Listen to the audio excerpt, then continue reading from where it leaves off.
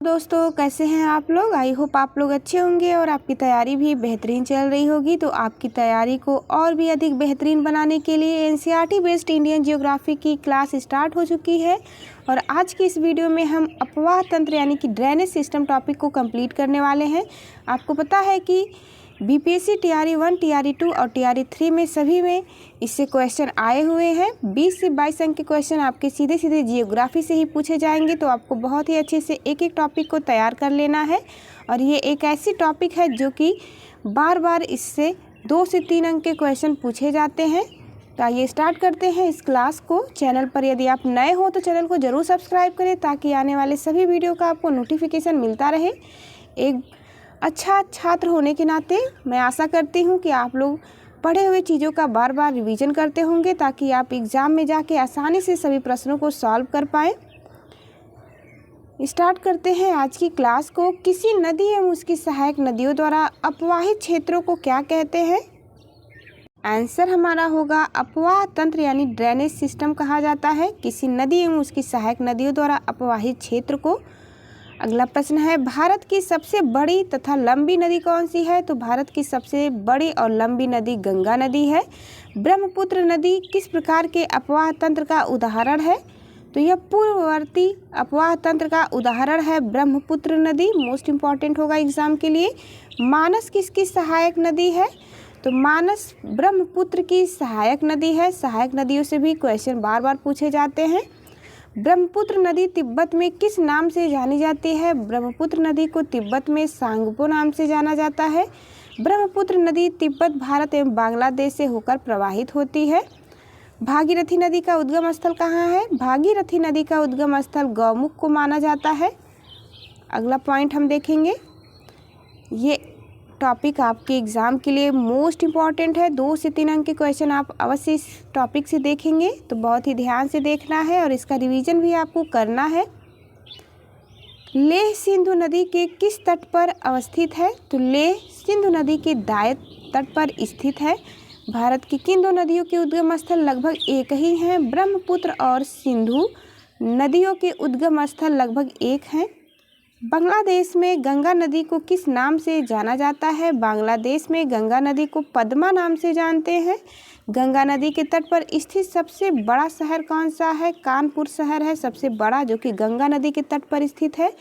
गंगा की वह सहायक नदी कौन सी है जिसका उद्गम मैदानी भागों में हुआ है? गोमती पीलीभीत से इसका उद्गम हुआ है जो कि एक मैदानी भाग है। अगला पॉइंट हम देखेंगे। इस मैप में भारत की प्रमुख नदियों और बांध को दिखाया गया है जिसका पीडीएफ आपको टेलीग्राम चैनल पर मिल जाएगा। गोदावरी नदी को दक्षिण भारत की गंगा या वृद्ध गंगा के नाम से जाना जाता है। स्टार लगाएंगे इस पॉइंट पर। गोदावरी नदी को दक्षिण भारत की गंगा या वृद्ध गंगा के नाम से जानते हैं। बार बार रिपीटेशन मोड में यह क्वेश्चन पूछा गया है अलग अलग एग्जाम के लिए। सिंधु, ब्रह्मपुत्र एवं सतलज नदियों का उद्गम कहाँ स्थित है? तो सिंधु, ब्रह्मपुत्र एवं सतलज नदियों का उद्गम स्थल तिब्बत में है। केदारनाथ से रुद्रप्रयाग के मध्य कौन सी नदी प्रवाहित होती है? याद रखेंगे केदारनाथ से रुद्रप्रयाग के मध्य मंदाकिनी नदी प्रवाहित होती है। मंदाकिनी नदी किस जल प्रवाह अथवा मुख्य नदी से संबंधित है? तो अलकनंदा से संबंधित है मंदाकिनी नदी। बद्रीनाथ का प्रसिद्ध मंदिर किस नदी के तट पर स्थित है? अलकनंदा पर स्थित है बद्रीनाथ का प्रसिद्ध मंदिर। यमुना नदी का उद्गम स्थान कहाँ है? बंदरपूछ श्रेणी ये यमुनेत्री हिमनद में स्थित है यमुना नदी का उद्गम स्थल। दामोदर नदी किस नदी की सबसे बड़ी सहायक नदी है? दामोदर नदी हुगली की सबसे बड़ी सहायक नदी है। अगला पॉइंट हम देखेंगे। हिमाचल प्रदेश में कौन सी प्रमुख नदियां प्रवाहित होती हैं? तो हिमाचल प्रदेश से प्रवाहित होने वाली प्रमुख नदियां हैं चेनाब, रावी और सतलुज। सबसे अधिक मार्ग परिवर्तन करने वाली कौन सी नदी है? कोसी नदी जो कि सबसे अधिक मार्ग परिवर्तित करती है और इसे बिहार का शोक भी कहा जाता है। मोस्ट इम्पॉर्टेंट पॉइंट है कोसी नदी। इससे क्वेश्चन एग्जाम में पूछे गए हैं। दामोदर नदी छोटा नागपुर पठार के पलामू जिले से निकलती है। पूर्व की ओर बहने वाली भारत की नदियों में से किस एक में निम्नावलन के कारण विभ्रंश घाटी का निर्माण होता है यानी कि रिफ्ट वैली का निर्माण पूछा गया है? तो आंसर होगा दामोदर नदी के कारण। उत्तर प्रदेश एवं मध्य प्रदेश राज्यों में संयुक्त राजघाट नदी घाटी परियोजना किस नदी पर निर्मित की गई है? तो उत्तर प्रदेश और मध्य प्रदेश राज्यों के संयुक्त राजघाट नदी घाटी परियोजना याद रखेंगे बेतवा नदी पर स्टार्ट की गई है। भारतीय नदी प्रणाली हमारी कैसी है? तो भारत की नदियों को 2 नदी तंत्र में बांटा गया है। नंबर 1 है हिमालयी नदी तंत्र जो कि हिमालय से निकलती हैं। प्रायद्वीपीय नदी तंत्र जो कि प्रायद्वीपीय भाग से निकलती हैं नदियाँ, उन्हें कहते हैं प्रायद्वीपीय नदी तंत्र। यहाँ पर हम देखेंगे हिमालयी नदी तंत्र में कौन कौन सी नदियाँ शामिल हैं? तो सिंधु नदी तंत्र, गंगा नदी तंत्र और ब्रह्मपुत्र नदी तंत्र, ये हिमालयी नदी तंत्र की श्रेणी में आती हैं। नेक्स्ट हम देखेंगे प्रायद्वीपीय नदी तंत्र में शामिल कौन कौन सी नदियाँ हैं। इसको बहुत ही अच्छे से ध्यान से याद रखना है। प्रायद्वीपीय नदी तंत्र को 2 भागों में बांटा गया है, पश्चिमी घाट से उद्गम वाली नदियाँ और विंध्य श्रेणी से उद्गम वाली नदियाँ। पश्चिमी घाट से उद्गम वाली नदियों में शामिल है कृष्णा नदी, गोदावरी नदी, कावेरी नदी और पेन्नार नदी। नेक्स्ट याद रखेंगे विंध्य श्रेणी से उद्गम वाली नदियों में शामिल है महानदी, नर्मदा नदी और ताप्ती नदी। भारत की किस नदी पर विश्व का सबसे ऊंचा पुल बनाया गया है? तो भारत की चेनाब नदी पर विश्व का सबसे ऊंचा पुल बनाया गया है। एग्जाम की दृष्टि से मोस्ट इम्पॉर्टेंट है, 100% आपके एग्जाम में क्वेश्चन इससे आएगा।